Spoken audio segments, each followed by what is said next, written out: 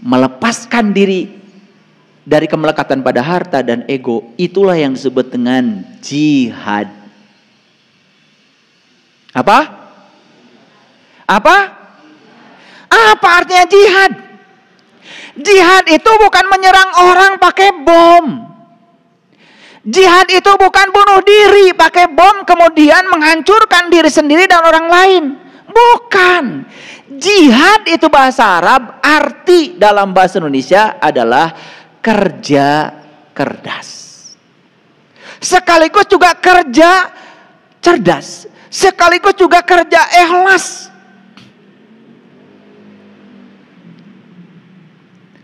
Jadi jihad itu sebetulnya sungguh-sungguh artinya.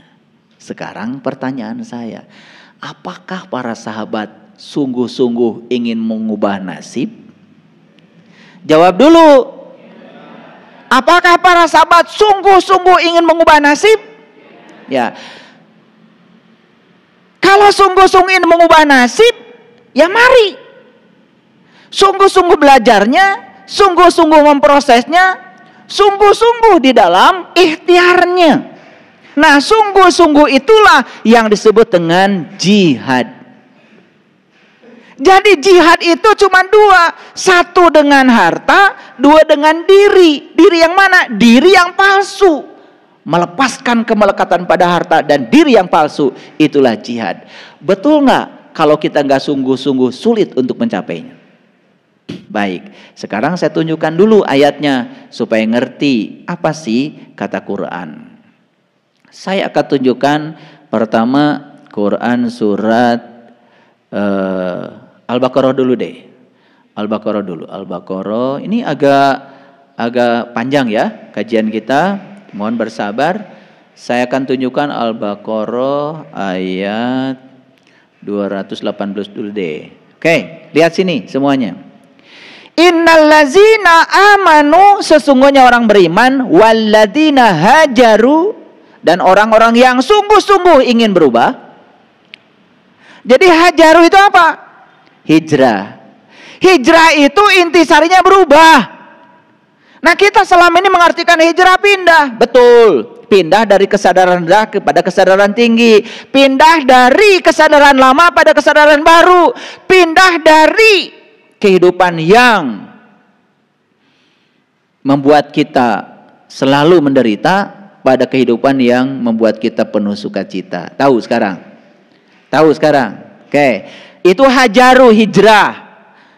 Maka simbol hijrah itu adalah dari Mekah ke Madinah. Mekah itu kampung, Madinah itu kota. Pindah dari kebodohan kepada kecerdasan. Pindah dari tempat yang gelap gulita kepada tempat yang terang benderang. Di tempat gelap kita sering salah persepsi. Di tempat terang karena jelas kelihatan tidak mungkin salah lagi. Nah, di Quran dikatakan sesungguhnya orang yang beriman, siapa itu? Wallazina hajaru, yaitu orang yang mau berubah. Jadi orang beriman itu kata Quran selalu dinamis dan ingin berubah. Minum dulu ya.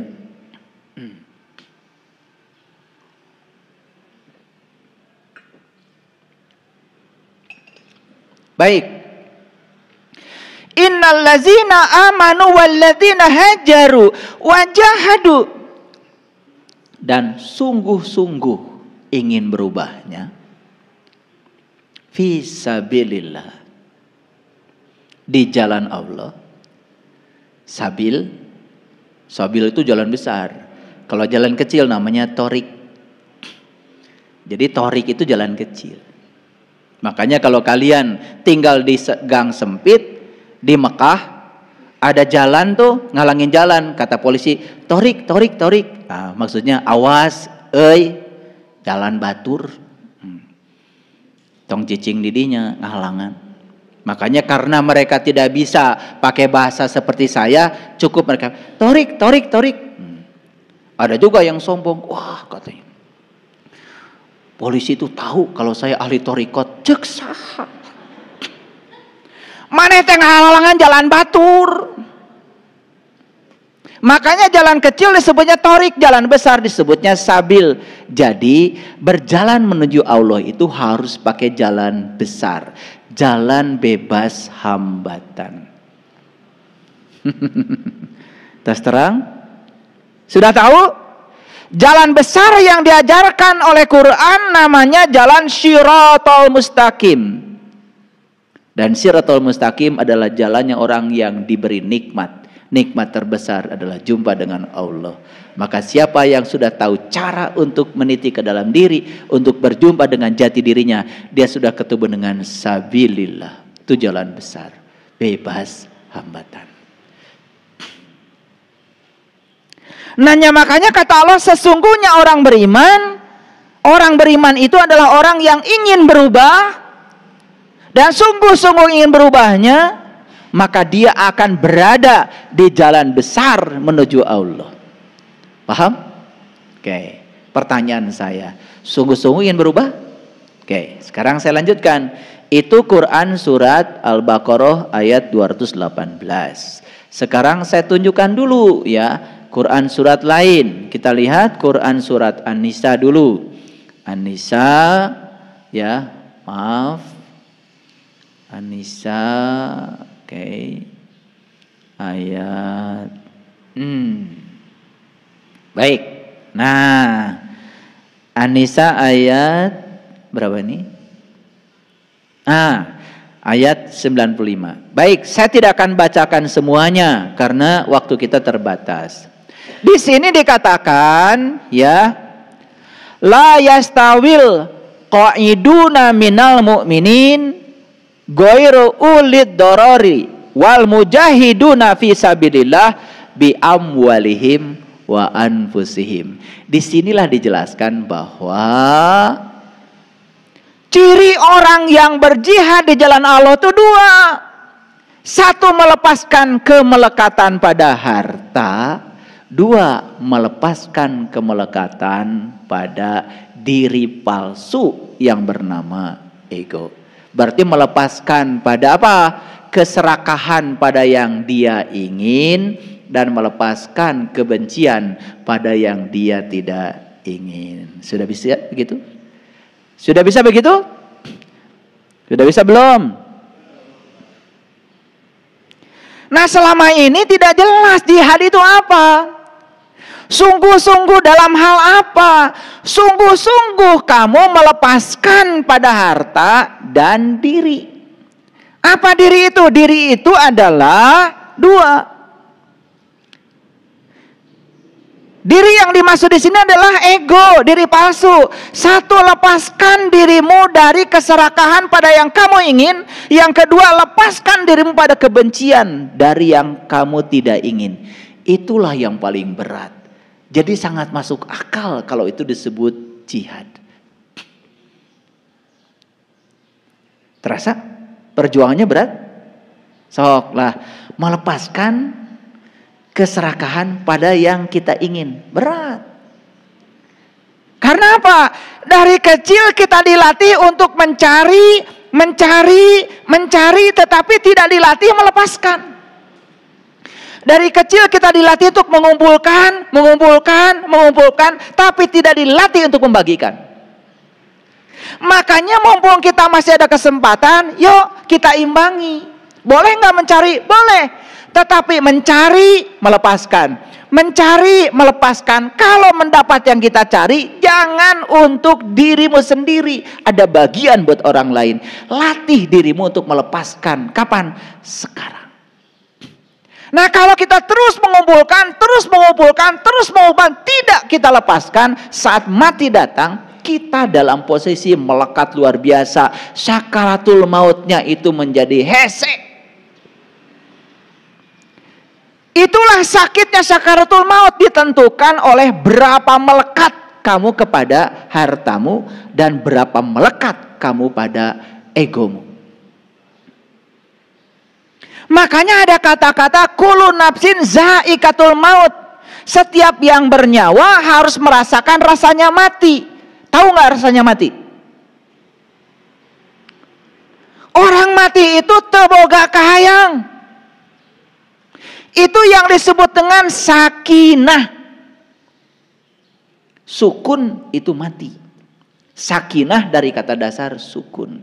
Makanya kalau orang ini saat hidup sudah bisa seperti orang mati, tidak berkeluh kesah, tidak tersinggungan, tidak baperan, tidak gampang marah, sudah selesai dengan dirinya sendiri, itu namanya sakinah. Siapa yang sudah sakinah, berikutnya akan mudah mawadah. Apa artinya mawadah? Mawadah itu bahagia. Ternyata syarat bahagia itu sakinah. Makanya kalau sudah bahagia, berikutnya warohmah. Dia akan menjadi sumber cinta kasih sekaligus sumber belas kasih. Karena tidak mungkin kita membahagiakan orang lain kalau kita belum mencapai kebahagiaan. Syarat mencapai kebahagiaan adalah sakinah. Ari ente masih kene tersinggungan, dikit-dikit protes, tidak suka marah-marah. Nih, saya kasih tahu, ada istri saya di sini saksinya. Saya kalau masuk WC dan WC kotor bekas orang, saya nggak pernah marah. Ya kumaha ya jelema teh harus ke WC. Kalau terki enggak, saya sikat. Karena kalau marah-marah tidak membuat WC jadi bersih. Anak saya masuk WC, saya tahu anak saya. Walaupun saya nggak lihat anak yang mana yang masuk WC, dari WC bekasnya saya tahu. Anak nomor 1, anak nomor 2, anak nomor 3, saya tahu. Cara nyimpen odolnya seperti apa, saya tahu. Cara nyimpen sikat gigi seperti apa, saya tahu. Bak mandi masuk sabun, saya tahu anak yang kemana. Dan saya nggak pernah ribut. Kalau bekas anak pun, saya nggak pernah dikejar anak saya. Kamu tadi masuk WC ya? Itu sabun masuk, nggak selesai. Makanya saya bedahkan, saya sikat. Nanti kalau dia masuk lagi ke WC, kali aja dia ingat, oh tadi bekas sabun sekarang udah bersih, pasti sama ayah. Sugan eraheun. Makanya saya itu di rumah, para sahabat, gak pernah saya marah-marah nyuri ini, gak pernah. Ada istri saya. Nih saksinya. Kalau banyak rambut berantakan, saya nggak pernah ribut. Iya rambut tuh saha, urut saha, jorok, nggak pernah. Saya ambil solasi, saya lilitkan di tangan saya, langsung plak plak plak plak plak plak, beres bersih. Karena saya tidak suka rambut berantakan. Kalau ada rambut nyumpol di saringan WC, saya tahu bekas anak yang mana, saya cabut sendiri, saya buang, nggak pernah ribut. Karena ribut tidak pernah menyelesaikan masalah. Ini saya ngasih contoh. Sugan areling atuh. Gak perlu marah. Di rumah saya banyak juga yang ngerokok. Puntung rokok ada. Dan saya kalau ngambil puntung rokok bekas kalian, ketika kalian sudah pergi. Karena kalau saya ambil kalian masih ada, perasaan saya nggak nyampe, takut kalian tersinggung. Makanya sudah pergi saya ambilin. Itu cara saya. Makanya saya nggak pernah melarang, mual nitah, mual ulah, mere contoh. Da amak-amakan mual mereskeun masalah. Gitu aja kok. Sederhana. Kolam kotor, nggak pernah saya pusing, bedahkeun we, bersihan, beres. Karena tidak ada kemarahan yang bisa menyelesaikan masalah kecuali menambah masalah baru. Sugan ari diceramahan kieu mah arera. Ini masalah ego, masalah ego. Kalau kita belum bisa mengalahkan diri sendiri, yang keluar adalah konflik. Orang yang konflik dengan pikirannya, mulai keluar dari lisannya konflik dengan orang lain. Ini saya kasih tahu, siapapun yang masih konflik dengan orang lain, itu Anda itu masih punya konflik dengan dirimu sendiri. Can beres. Itu waras. Makanya jihad itu dua, diulang-ulang di banyak ayat. Kalau saya tunjukkan ayat tentang jihad, itu cuma dua. Bi amwalihim wa anfusihim, bi amwalihim wa anfusihim. Apa pesannya? Menang, mana yang harta. Tapi menang, lepaskan. Boleh mencari, tapi jangan melatih diri mencari. Latih diri untuk melepaskan. Itu yang namanya belajar mati selagi hidup. Mengpengker hidup. Dah diajar maut, mah kudu hidup. Merasakan rasanya mati harus ketika hidup. Danges maut, mah mau bisa ngerasakan. Sok tanya nu pae. Kumaha rasana pae? Mau bisa ngejawab. Nih, saya kasih tanya. Saya tanya nih kalian, gimana rasanya ketika kamu dalam hidup ini sudah merasakan mati? Damai, ayah? Damai. Gimana rasanya ketika kamu mengalahkan egomu? Damai. Damai. So, praktekkan. Belajar dengan saya bukan membicarakan kebaikan, melakukan. Jangan jadi kolektor ilmu, gak perlu banyak ilmu. Yang penting rubah. Hijrah. Tiap tahun baru hijrah, karnaval. Beringkat itu, beringkat di terobah. Sekarang karnavalnya dengan akhlak, karnavalnya dengan perubahan. Lain dang dan wungkul. Paham ya? Paham apa tidak? Baik. Jadi Allah mengatakan baca kitabmu, baca kitabmu, baca kitabmu. Buat apa? Setelah kamu tahu ada data karma apa di dalam tubuhmu, kamu tahu bagaimana cara mengubah nasibmu. Jadi selama ini kalian kenapa tidak bisa mengubah nasib? Karena belum tahu cara membaca data karma di tubuh. Lamun teu bisa, sok minta tolong. Kanu bisa. Tapi saya akan bacakan 95%. Kalau saya bacakan tahun sekian mati. Stres, nambah stres. Jadi gak akan saya bacakan walaupun saya tahu. Nah, jadi sekarang jelas apa yang harus kita lepaskan. 1, amwal, harta. 2, diri, anfus. Diri yang mana? Diri yang palsu. Diri yang dikendalikan oleh pikiran. Kalau diri yang sudah asli, diri yang sudah dikendalikan oleh kesadaran, tidak mungkin ego. Dan kudu diomen teh ieu.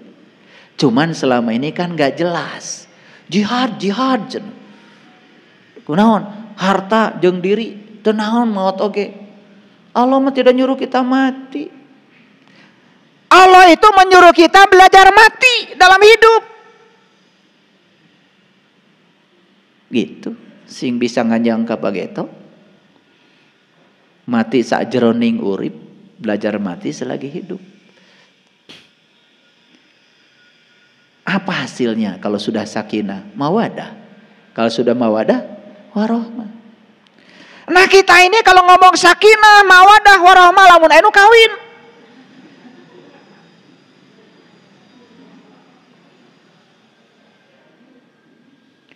Jadi sakinah itu seakan-akan kudu kawin heula.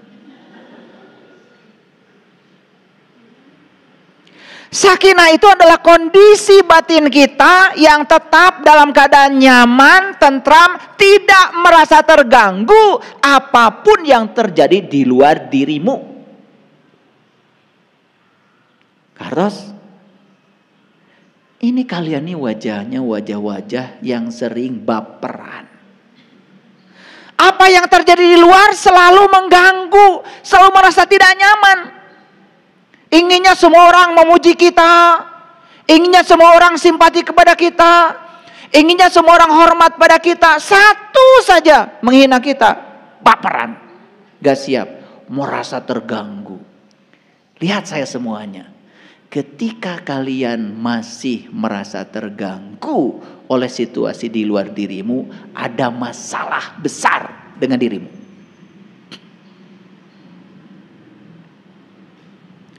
Kenapa saya sebut masalah besar? Karena ini perlu hijrah, perlu jihad, perlu sungguh-sungguh mengubah diri. Gimana cara mengubahnya? Nah, disinilah ketika kesadaran kita sangat rendah, yang mendominasi kita adalah pikiran kita yang palsu, maka penderitaan tidak bisa dihindari lagi.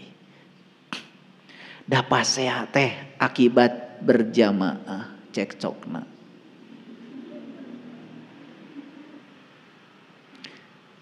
Saya perbolehkan kalian cekcok, tapi saurang-saurang.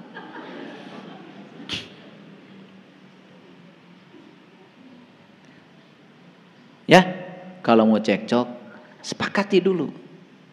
Gantian ya. Mau ribut, dari ributnya lamun sarwana. Apalagi kalau yang cekcok mah sorangan.